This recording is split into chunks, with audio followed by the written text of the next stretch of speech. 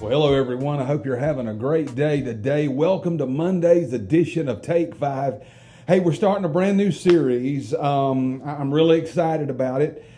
This one's going to be on the Holy Spirit. Now, just last year or sometime within the last year and a half, something like that, I taught a couple of weeks on the Holy Spirit. But this is going to be a little more extensive. What we're going to do in this series, after we get through with a little introduction of who the Holy Spirit is and what God, or at least part of what God sent him to do, we're going to jump straight into the baptism of the Holy Spirit, and we're going to spend several weeks on that, trying to glean a better understanding of it, make sure that we realize that it is for today, it is theologically and doctrinally sound, and it doesn't make you weird. We were weird before that, so it's not that. So we're going to do that. We're going to entitle this series "The School of the Spirit," and we're going to spend some time. I'm telling you, it's probably going to be 5-6 weeks as we take the time to go through this. It'll be broke up all along. Tim will be in there preaching our Back to Basics series. Nonetheless, I think it's essential that we take the time to learn who the Holy Spirit is, why God sent him, his purpose here, because that's the one that God intended to bring us through life. And living in the Spirit and walking in the Spirit can only be done as we understand the role of the Holy Spirit inside of our life. So we're going to spend a couple of weeks just kind of learning who he is. And then we're going to jump right straight into the baptism of the Holy Spirit, and we're going to spend there, 3 or 4 weeks there talking about that. I want to read to you from Romans chapter 8, 4 verses right there. I believe really give us an understanding about the Holy Spirit, who he lives in, and the potential that is within us because that this third person of the Trinity dwells on the inside of us. So Romans 8 verse 8 says, "Those who are in the flesh cannot please God." We could spend a week talking about that, couldn't we? "You, however," and he's talking to believers, "you, however, are not in the flesh, but in the Spirit, if in fact the Spirit of God dwells in you." So that's our first hint right there, our first clue. We know the Spirit of God dwells in believers. Anyone that does not have the Spirit of Christ does not belong to him. So the world doesn't have it. The world doesn't possess this. The world cannot possess this. Only believers can have the presence of the Holy Spirit dwelling on the inside of them. But if Christ is in you, although the body's dead because of sin, the Spirit is life because of righteousness. If the Spirit of him, that's God now, if the Spirit of God that raised Jesus from the dead dwells in you, there it is again, talking about him dwelling in you, he who raised Christ from the dead, that's God, will also give life to your mortal bodies through his Spirit that dwells in you. So 3 times in 4 verses, I believe it's 3 times, he tells us that the Holy Spirit dwells in believers. He lives on the inside of us.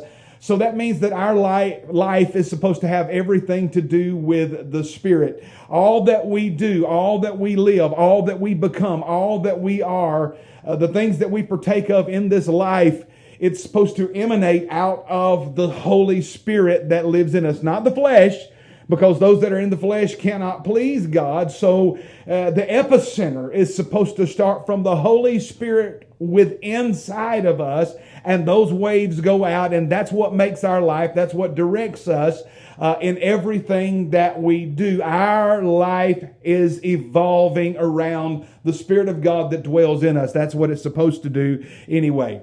In this series that we're calling School of the Spirit, this week and next week, I want to try to answer the questions who and what.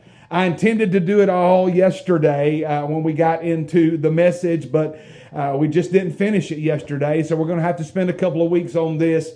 But I want to answer the question who and what in our School of the Spirit study on this week. So let's start first of all, who is the Holy Spirit? I know some are saying, well, Russ, that's easy to say. It's this, it's that, it's the other. But I want us to grasp a proper understanding of this because I think it's absolutely essential. If we're to be the kind of Christians that Christ intends for us to be, I believe we have to have a biblical understanding of who the Holy Spirit is, because we're supposed to live by the Spirit, and that means every part of our life is supposed to be affected by the working of the Holy Spirit in and through us. If you live by the Spirit, stay in step with the Spirit. I believe Galatians 5:25 is what says that, and so that's what we're supposed to do. And it begins by knowing who He is.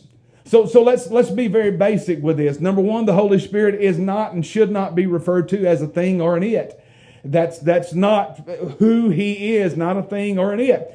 He's not some material substance that can be physically touched, like this little lectern that I'm sitting at right here. He's not something that can be physically touched.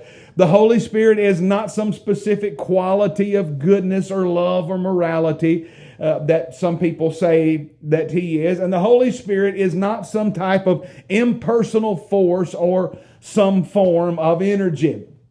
The Jehovah's Witness religion teaches that the Holy Spirit is the active force of God in the earth. Well, if you limit Him to the active force, that means you're limiting Him to what? Wind and fire and things of that nature, motion and stuff like that. And active force sounds so impersonal and limited. But before we say anything about them, I think we need to stop and think about how a lot of our churches from the past and even today relate the Holy Spirit. Because you'll find that there are many, I've done it myself in my lifetime, there are many that believe the Holy Spirit's only revealed during exuberant and charismatic moments of worship and prayer, or either in very serious and solemn moments in our churches. You either got to be shouting or crying. One or the other is the idea that so many people have. And basically all my life, that's what we've limited Him to. And that's the same thing the Jehovah's Witnesses have done.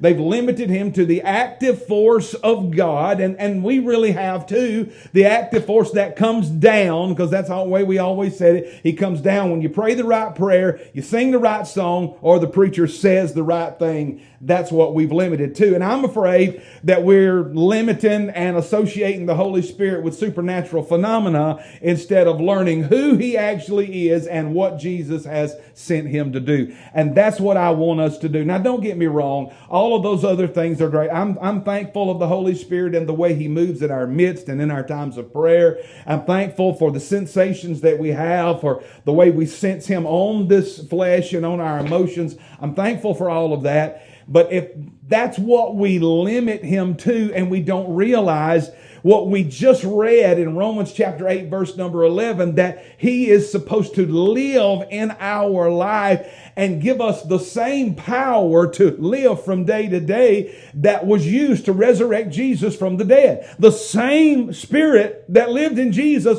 dwells in us. And so that's what I want us to understand. I don't want to limit Him to a Sunday feeling, a Sunday shout, a Sunday cry, a Sunday sermon, or a Sunday song. I don't want to limit Him to that. I want us to know that the Holy Spirit dwells in us from day to day, and He is there to be our helper and to give us life, the life that Jesus Christ intended. Hey, it's been good being with you today. I look forward to being with you tomorrow on Tuesday's edition of Take 5. Till then, God bless you. Have a great day. Hey, trust the Lord, my friend. He will never fail you.